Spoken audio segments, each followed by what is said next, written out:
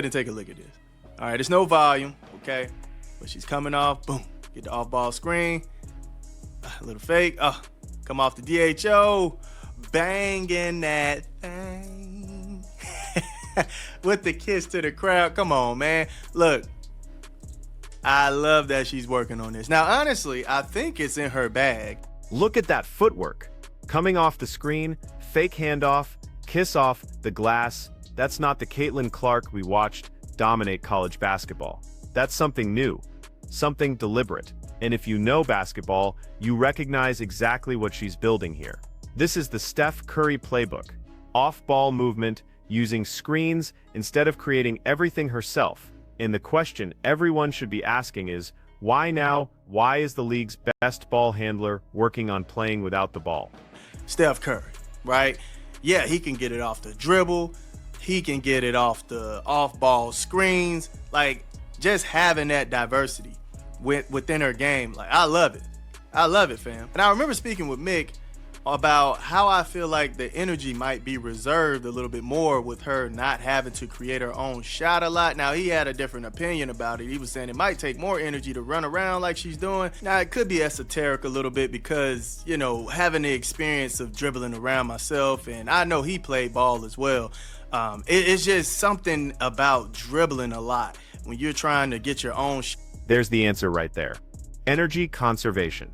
He's talking about exhaustion from creating your own shot versus running off screens. And he's not wrong, but there's something deeper happening here that most people are missing. Caitlin Clark averaged 35 minutes per game last season. That's second in the entire WNBA, and in those minutes, she had the ball in her hands more than any other player in the league. The usage rate was astronomical. So yes, learning to play off-ball makes sense from a fatigue standpoint. But watch that clip again. Look at the quality of the screen. Look at how much separation she gets. That's the real story here. I like to see this, okay? Now, I know a lot of people been giving me all kind of smoke. Hey, Izzy, she need to have the ball 24/7, 48 minutes. I know they play 10 minutes a quarter. 40 minutes. Look, I understand 1,000%. Ball in her hand, good things happen, right? But I do feel like adding this element to her game, not only just her, because like I stated, I think she has it. It's just the Indiana Fever need to have those screens and, you know, help her get that separation. Not just stand in the way, but actually help those screens stick and help her gain some separation. So, yeah, all in all. He just said it. The screens weren't good last year, and that's putting it diplomatically. Indiana's screen setting was objectively terrible for most of the season. They improved toward the end. But when Caitlin was on the floor, the quality dropped noticeably. Now here's what that means in practical terms. If your screens aren't creating separation, then off-ball movement is worthless. You're just running around getting tired while defenders stay glued to you. So Caitlin did what she had to do. She dominated with the ball in her hands because that was the only reliable way to create offense. But that's not sustainable. Not for a full season.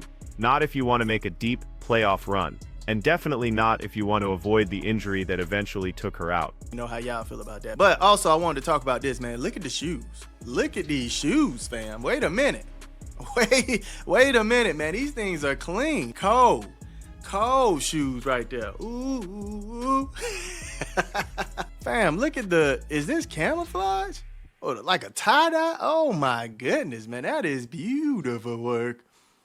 Man, these need to hit the market. This is cold. Oh my goodness. Yo, this shoe game. Check out those shoes. That camouflage pattern Nike designed specifically for her signature line, and look at her arms. That's not the same physique we saw at the end of last season. She's been in the weight room. Heavy. And that's where this gets interesting, because we watched what happened when she tried to bulk up during the season. Her shooting percentages dropped. Her three-point accuracy fell off.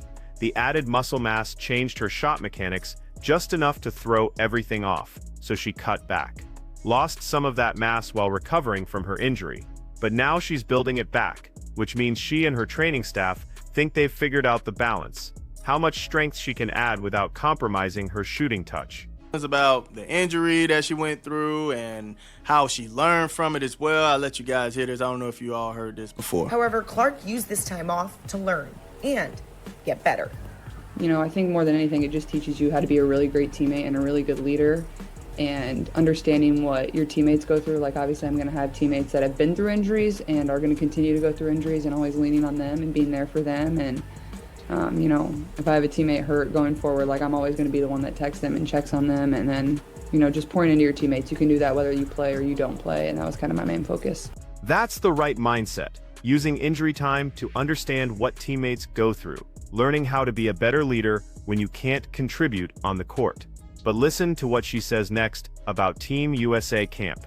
She knew she was back to full strength the moment she touched the basketball. That confidence matters, because the last time we saw her on the court, she was clearly compromised, playing through that plantar fascia injury that eventually forced her to shut it down. And here's what nobody's talking about. Kelsey Mitchell dealt with plantar fasciitis issues too. So did Aaliyah Boston, at different points. The Fever's injury situation last year was a circus, and Caitlin played through hers longer than she probably should have. 100% Caitlin, 100% Kelsey, 100% Aaliyah Boston, fam. Just imagine if Caitlin was healthy last year. Just imagine. Yo, we see how far the Fever went without her. Man, come on, man. They're getting over that hump. They're getting to the championship. I think they're winning it. I think they're winning it all if Caitlin was there, fam. Oh, my goodness. I mean, fam, they were dominating with such a circus of a roster, fam. Like... Now we get to the real question. What does this off-ball development actually mean for Indiana's offense next season? Because here's the thing about Steph Curry's game that makes it so devastating. It's not just that he can shoot off screens, it's that defenses have to respect both threats. They can't sag off him when he doesn't have the ball, which means they can't help as aggressively on other actions. The entire defensive scheme has to account for him at all times. Caitlin already has that gravity when she's on the ball. Defenses are terrified of her in pick and roll. They trap her 30 feet from the basket. They send help from all over the floor. But when she gives up the ball, they can relax. They can recover. They can reset their defense, add elite off-ball movement to her arsenal, and that recovery time disappears. She becomes a threat every second she's on the floor, regardless of whether she's touching the basketball. That's a nightmare for opposing defenses. Needs to be working on. This is what the Indiana Fever need to be implementing into their game, their scheme of things when it comes to the offensive side. What do y'all think, man? Maybe just not have Caitlin off ball at all. I know some people don't want her off ball at all, but I can't hold y'all, man. I am pro off ball a little bit, man. Just a little bit, not a lot, just a little bit, right? So let's talk about what this looks like in practice. Because the theory is beautiful, but execution is everything. Indiana needs to commit to this. Not just Caitlin working on her movement, but the entire team understanding how to set screens, how to create passing lanes, how to read defenses when she's relocating. That's a system change, not just a player development change, and they need personnel who can execute it. Kelsey Mitchell is perfect for this because she's a willing screener and she can punish defenses when they over-focus on Caitlin. Aaliyah Boston can be the hub at the high post, making reads and delivering passes, but everyone else needs to buy in too. The other piece is conditioning. Running off screens all game is exhausting in a different way than handling the ball. It's constant cutting, constant reading, constant acceleration and deceleration. Steph Curry is one of the best conditioned athletes in basketball for a reason. That style of play demands it. Caitlin's already elite in terms of stamina. She played those 35 minutes per game while leading the league in usage. But this is a different kind of load. More explosive movements, more changes of direction, more physical contact navigating through screens. That's where the strength training comes in. She needs to be strong enough to fight through defenders trying to deny her the ball. Strong enough to absorb contact when she's cutting. Strong enough to maintain her shooting form even when she's catching and shooting in rhythm off a sprint. And here's what makes this particularly interesting for next season. The WNBA is heading toward a new CBA negotiation in 2026. Players are already talking about opting out. That means the next 2 seasons are crucial for building leverage. Caitlin Clark is the face of that leverage. Her popularity drives ratings. Her jersey sales dwarf everyone else. Her games draw viewers who don't watch any other WNBA content. If she takes another leap in her game, if she becomes even more dominant, that strengthens the player's position when they sit down to negotiate. But only if she stays healthy. Only if she can sustain this level of play across a full season plus playoffs. And that's why this off-ball development matters beyond just her individual game. It's about longevity. It's about being effective in year 15, not just year 2. Look at Steph Curry's career arc. He's 36 years old and still elite because his game doesn't rely on athleticism. He's not beating people off the dribble anymore. He's not finishing through contact at the rim. He's moving without the ball, shooting off screens, and making defenses pay for the smallest mistake. That's the blueprint for a long, dominant career. And Caitlyn's smart enough to recognize it now, in year 2, rather than waiting until her athleticism starts to decline. So when people say she needs the ball in her hands 24/7, they're thinking short-term. They're thinking about maximizing her impact right now. But she's thinking about being great for the next decade. She's thinking about what her game looks like at 35 years old.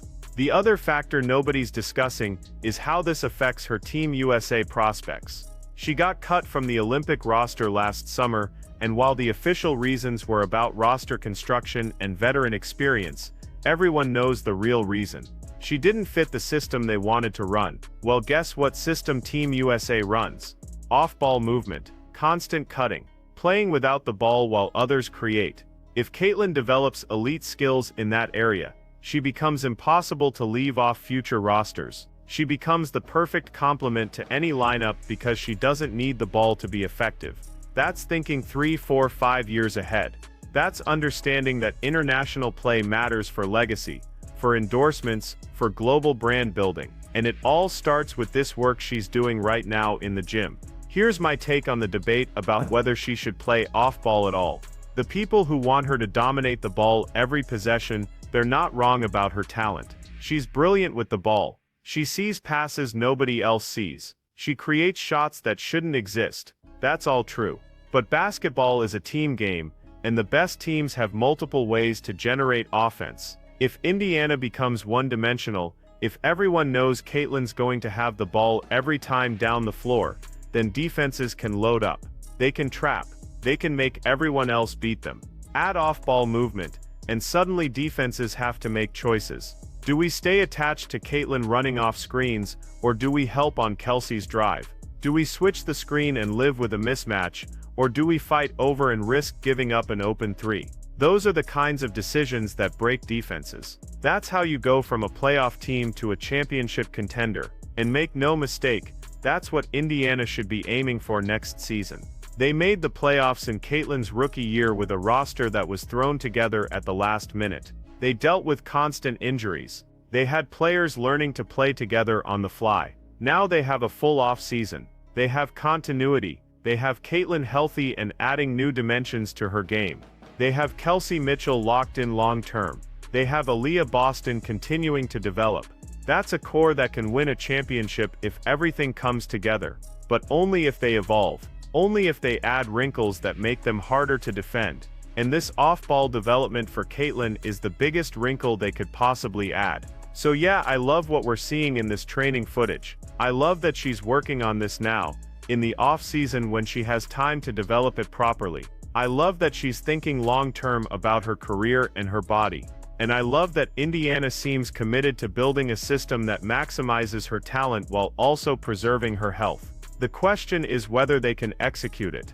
Whether the screens will actually be there when it matters. Whether her teammates will make the right reads. Whether defenses will respect the threat enough to open up other options. We won't know until next season starts. But if this works, if Caitlin Clark becomes Steph Curry with elite passing vision, then the rest of the WNBA better watch out. Because that's not just an MVP-level player.